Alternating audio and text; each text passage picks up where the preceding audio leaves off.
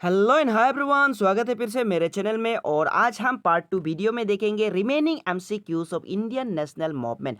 Part 1 video में हम 30 MCQs solve किया था जो कि बहुत इंपॉर्टेंट है। और आपको पता है इंडियन नेशनल मूवमेंट से बहुत क्वेश्चन आता है कॉम्पिटिटिव एग्जाम्स में। फ्रॉम 1857 से लेकर 1947 तक, 1857 से लेकर हम 1947 the year of Indian independence तक, जितने भी इसके अंदर में इंपॉर्टेंट एमसीक्यूज आता है, खास करके आपका आने वाला एग्जाम्स के लिए, एपीएसएसबी एग्जाम के लिए, combined secondary level, combined higher secondary level exams के लिए बहुत इंपॉर्टेंट रहेगा। वीडियो जरूर अंत तक देखिएगा, स्किप ना कीजिएगा। एक एक एमसीक्यूज आपके लिए बहुत इंपॉर्टेंट होने वाला है, क्योंकि यहाँ पर कैंडिडेट भी ज्यादा है, कंपटीटर भी ज्यादा है, आपको एक भी क्वेश्चन मिस नहीं करना है। इनसे पहले मैं जूमिंग करके बता देता हूँ, कम्बो ऑफर अभी तक चल रहा है जो 400 रुपीज का है।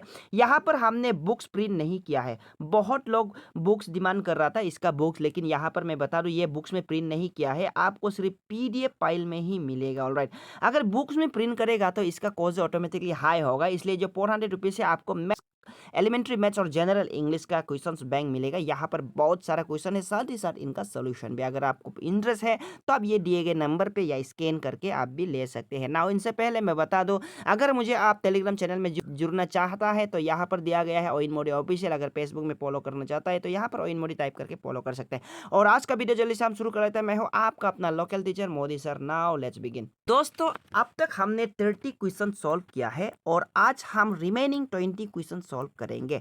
यहाँ पर 1857 से लेकर 1947 तक कुल हम 50 क्वेश्चंस बनाया है एमसीक्यूज, जो आपका एग्जाम्स के लिए इंपॉर्टेंट है। अब यही सेकेंड वीडियो पार्ट में भी आप मेरे साथ सॉल्व कीजिएगा और 20 क्वेश्चन को आप भी मन से सॉल्व करके देखिएगा। मैं टाइम दूंगा और कमेंट करके बताइएगा आप कितना सॉल्व कर पाया, क्योंकि कंपटीशन बहुत ज़्यादा है, आपको बहुत मेहनत करना है। तो आइए हम चलते हैं क्वेश्चन नंबर 1 पे।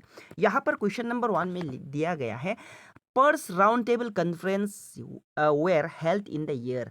जो फर्स्ट राउंड टेबल कॉन्फ्रेंस है उसका ईयर को बताना है। क्या वो 1930 टू 31 है, 31 टू 32 है, 32 टू 33 है, 1933 टू 34। एक्चुअली यहाँ पर एक ही ईयर होगा, लेकिन फर्स्ट राउंड टेबल कॉन्फ्रेंस जो आपका 1930 से शुरू होके 1931 तक कंप्लीट हुआ था। ऑलराइट, तो इसका आंसर होगा A. Actually first round table conference होता है, उसका ईयर होगा 1930 इज द राइट आंसर। तो ए is the right answer.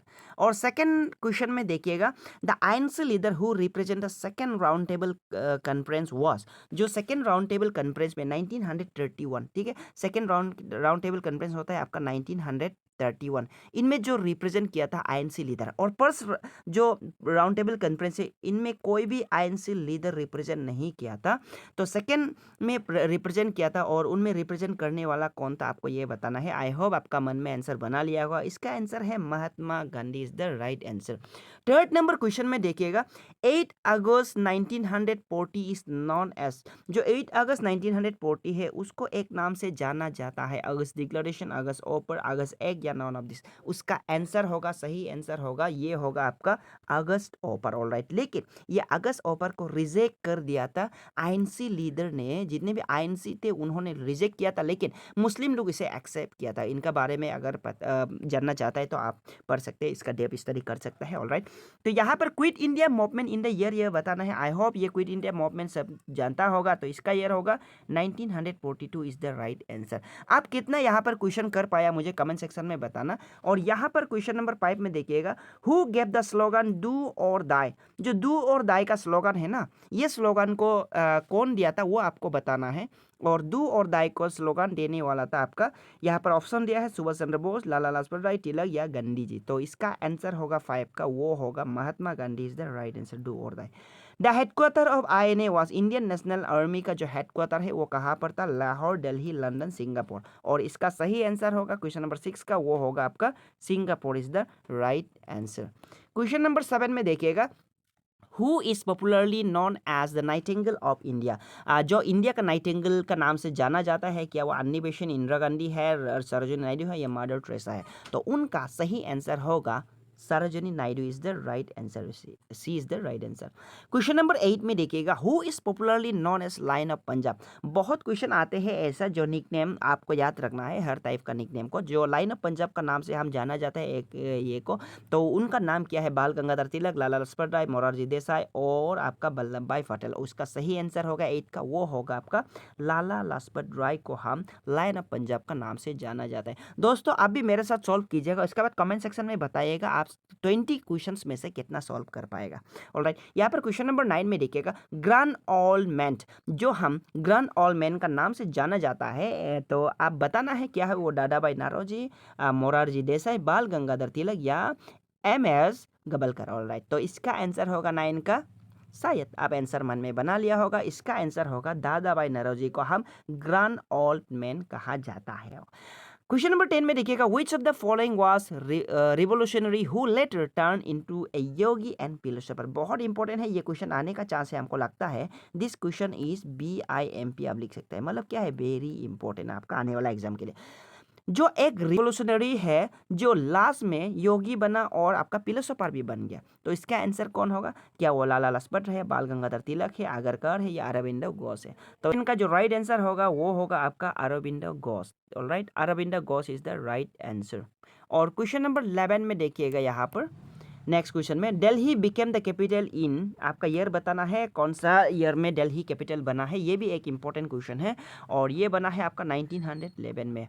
The first movement launch against the British in India was, जो कि फर्स्ट मूवमेंट लॉन्च किया था अगेंस्ट द ब्रिटिश, क्या वो स्वदेशी था, क्या वो खिलाफत था, क्विट इंडिया मूवमेंट था या नॉन कॉपरेशन मूवमेंट था? आई होप इसका आंसर आपको सभी को पता होगा, इसका आंसर है स्वदेशी movement is the right answer. और स्वदेशी मूवमेंट को आपको 1905 को स्टार्ट किया था, ये भी आपको जानना जरूरी है। और क्वेश्चन नंबर 13 में देखिएगा, यहाँ पर दिया है, who was called by British ruler as father of Indian unrest. Father of Indian unrest का नाम से जाना जाता है, यहाँ पर 4 ऑप्शन दिया है, आप देख लीजिएगा। और महात्मा गांधी दिया है, बाल गंगाधर तिलक, सुभाष चंद्र बोस, गोपाल कृष्ण गोखले। क्वेश्चन नंबर 13 का जल्दी से आंसर मन में बना लीजिएगा, आई होप आंसर बना लिया होगा। तो इसका आंसर होगा बाल Gangadhar Tilak is the right answer, उसे हम फादर ऑफ इंडियन अनरेस्ट का नाम से जाना जाता है।